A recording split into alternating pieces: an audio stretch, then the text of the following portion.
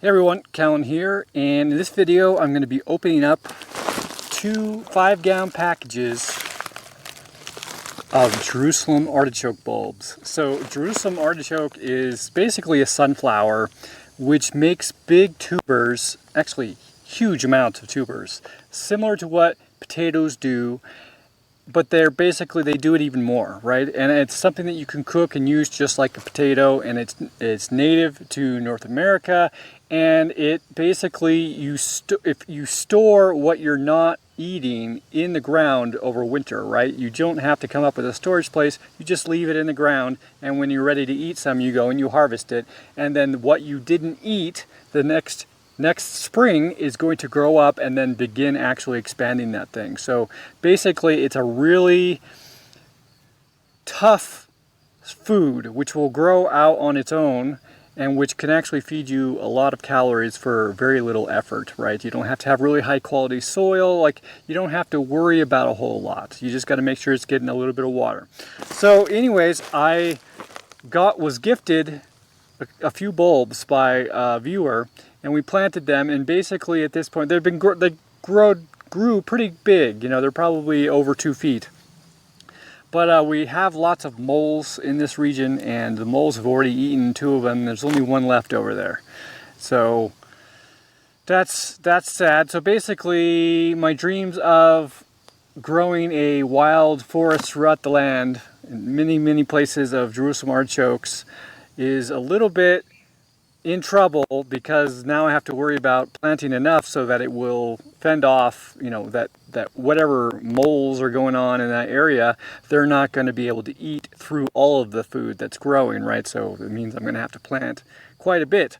So anyways, I figured I'd get started doing that. And so first the goal will be to generate a lot of Jerusalem artichokes, also called sunchokes, here on the farm, so that next spring I have lots of bulbs to go and plant, both on the farm and out in the wilderness, and hopefully, you know, enough to actually feed us. I don't think we're going to be able to do that this year, but basically I'm trying to set up so that next year we can get a really big harvest, because we'll have lots of little bulbs to start with, but we won't have food yet. So basically we need food stored up to be able to last through that time. So anyways, I've ordered 40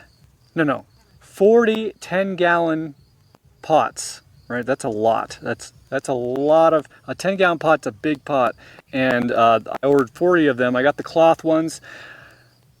They're a lot cheaper than the plastic. I'd actually rather have the plastic because I think it would last longer, but because the cloth ones only last maybe 3 seasons or something like that before they start degrading. And you know, I think that we're going to need to be growing our own food farther off into the future than just 3 years from now. I think the famine that's coming is likely going to last perhaps even a decade. So having pots which degrade is not ideal, but hopefully, you know, it'll last us a few years and keep us alive, and we can solve the pot problem, you know, later on. So anyways, let's open up this package.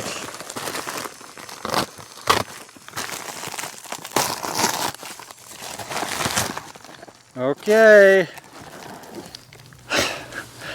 Look at this dude. This is a really good tuber, right? So I've gotten tubers from the person who gifted me, and I also ordered some from someone on eBay.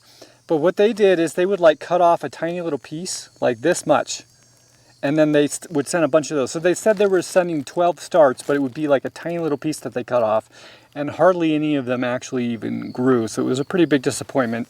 But this is like, you could eat this. You could just buy this as food right now, right? So anyways, I'm happy with this. Let's look at a couple more. Nice. So each of these will turn probably into this much, right? So there's probably, I don't know, there's at least a dozen, if not approaching 2. I think there's probably 12.5 of them in here. Okay, I went ahead and actually counted them. There are 20 huge bulbs, right? I could cut this off. I could probably get probably a dozen starts out of this thing. You know, maybe not all of them would survive, but I could make this go a long way. But I think I'm just going to plant them as one. So anyways, 20 of these giant ones, and then they needed to get to 5 pounds, so they cut me off a little chunk. Maybe I'll eat this one. So that's actually perfect, right? I didn't think I would get this much, right? So I bought 2 of these packages, so that's going to be 20, and then 20 in each, so there's 40, and I bought 40 pots, so that's perfect. Actually, I just ordered another one even before I got this. I'm just like, it's going to be so good. I know it. It's going to be good. And I was right, and luckily I did that because I got another one coming on, I think, Tuesday.